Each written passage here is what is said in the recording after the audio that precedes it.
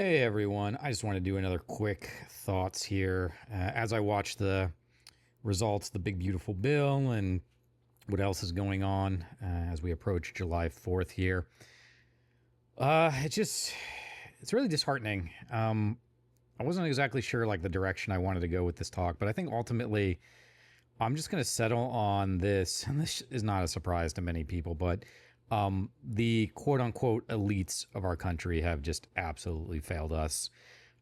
It's one thing to have sort of the working class and the middle class have us grinding away, trying to make things work as we sort of fight for the American dream. And then it's another to just realize, and again, this is sort of like a naive, shouldn't be a surprise kind of thing, that the elites are just screwing us over.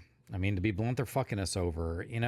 When you're in this sort of country, I think many people, and I've heard this expressed as I go about and chat with people around town, is that there is just a lot of disbelief that the folks that are in our leadership in Congress, there's honestly just people who are oh, I'm sure they're trying to look out for our best interests in whatever that way that is. And, I really think that they wanted to go to Congress to help people. And it's just becoming increasingly evident that no, a lot of them aren't. Now, I think there are some good people in Congress. I think there are people in public service that are trying to make the world a better place, that are trying to make life easier for Americans. But it's becoming increasingly obvious that most of them are not. And then you look at these, again, the elites of our society, and the American dream doesn't work if everybody isn't trying to make that opportunity for everybody else. And what we've seen increasingly in my lifetime, for sure, but definitely over the past 20, 25 years, is it's just becoming a cash grab. And that is exemplified very clearly in what we have going on now, that folks are trying to get as much as they can for themselves, and they are not worried about the repercussions for that. They are not worried about anybody else. And that is bringing us into a place where our society is rapidly unfolding. And again, the reality is if we don't have folks that are willing to fight for the American dream, even if they aren't directly benefiting from it in some way, then the whole thing just doesn't work. The Constitution doesn't work if there aren't people willing to fight for it. Law and order doesn't work if there aren't people willing to fight for it. And I'm still, if you want to call me naive, but I still believe that there are enough people out there that are willing to fight for it. I mean, I'm here trying to do my best because I think that this is a country worth fighting for. And I don't think that we're actually that far off from being able to implement the kind of policies and changes that are going to bring real, meaningful, positive change to this country. And the sad thing is that the elites who are sort of like fire sailing the government and the country for their own benefit, they actually would benefit from all of these changes as well. It's like, yeah, they might have to pay more in taxes, but that tax revenue, if you want to call it a loss, I mean, isn't really going to hurt their lives in any appreciable way. But what it will do is create a society of educated people who are healthy, who are productive. They're going to go work at their businesses, that are going to go provide them goods and services, that are going to be happier and healthier, that are not going to be on the verge of rising up if things start to get really bad. So it creates a safer community for all of them. So it's just very short-sighted that a lot of these like extremely wealthy people think that it's not going to trickle down to them, because it will. If things get bad enough, if enough of us who are down here in sort of the bottom rungs, the bottom to mid rungs, are going to keep sort of taking the hits, eventually we're going to get fucking fed up with it. And some things are really, really going to change. And I guarantee you that you're not going to like those changes.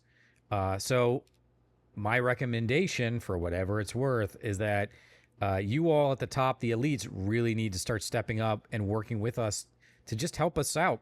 We ain't asking for that much. And so, as I kind of keep an eye on this sort of big, beautiful bill thing, this big betrayal of a bill, uh, it just saddens me. It breaks my heart. I'm gonna do another video about excuse me, USAID. Maybe this weekend. I'm going to some July 4th stuff tomorrow.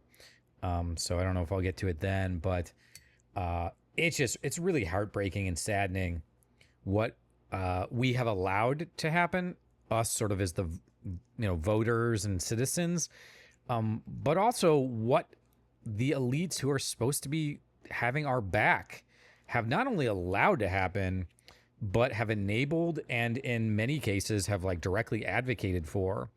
And it has put us in this really rough position that we are going to have to fight to get out of. And so as I walk around and I talk with people, I've noticed in my conversations that most people are not asking for that much. And I've been having conversations with, lefties and righties and whatever else you want to throw in there, whatever category you want to use. And I've been having great conversations with a lot of different types of people. And they're all, believe it or not, they're all asking for the same kind of things. Our elites are sort of convincing us, our political parties are convincing us that there's this giant division and we all hate each other and whatever. And I just don't buy it. I think it's bullshit. I have been out there. I have been talking to people. Yeah, there's some segment of the population that probably is going to be dyed in the wool. You're never going to get out of it. But that is not the vast majority of America. I guarantee you. I promise you. So I know this is kind of a downer for going into July 4th. As somebody who's actually been finding more and more of my American patriotism as I've gotten older and as these changes have been happening, I think this is a great country. I think Ohio is a great state. I think it's an amazing state. And I just find it so disgraceful and saddening what is going on right now. So I, for one, I'm here. I am not going away. I am going to make the case for the type of future and the type of country that I want to live in, and hopefully others will find that as well. And I tell you right now, it is not a country full of deceit and lies and cruelty. It is one filled with opportunity and freedom and excitement and hope. And I really do think, like, I can see it, I can feel it. It's right there. That if we can just get enough people in line behind us, standing up together, we're not going to agree on everything. I say that all the time. Actually, as a total side note, I was having a conversation with a very, Republican guy, and we were talking about a variety of issues for about 3 days online, or through direct message. And the conversation was great. It was perfectly cordial. We were going back and forth. We were having a great conversation. And at the end of it, he was like, I'm really glad I reached out to you. I enjoyed the conversation. I was like, same to you, man. Have a great day. I'm really glad we had a chance to talk. We are a lot closer than the world is, or at least some semblances of the world are trying to make it seem. So as we go into the 4th, if I can extend anything to you, it's that don't lose hope. We can work together. We can solve these problems, and we can create an America and a world where we can look back in 20 or 30 years and have a drink on the porch and just be like, wow, it's kind of insane what we were about to let happen to ourselves, but we stood up, we worked together, and we implemented the change so that all of our children are taken care of, so that we have access to healthcare in a real, meaningful way, so that our education is not putting this ginormous burden on our young folks, including me. I had a very, very large student debt, but we can talk about all those things in other videos. I just want, for now, as we go into July 4th, to hold out hope and to be excited for what we can do. It is a lot closer than we think it is. So I hope you all have a good 4th of July. Of course, I'm always around if you want to hit me up at Volpe for America on any of my social medias. You can always send me an email. I try to be as accessible as I can and respond to as many emails and direct messages and everything as I can. So I hope you have a wonderful day. Don't lose hope. I'm here. A lot of people are here. We're going to do this. So take care, everybody. I'll see you next time.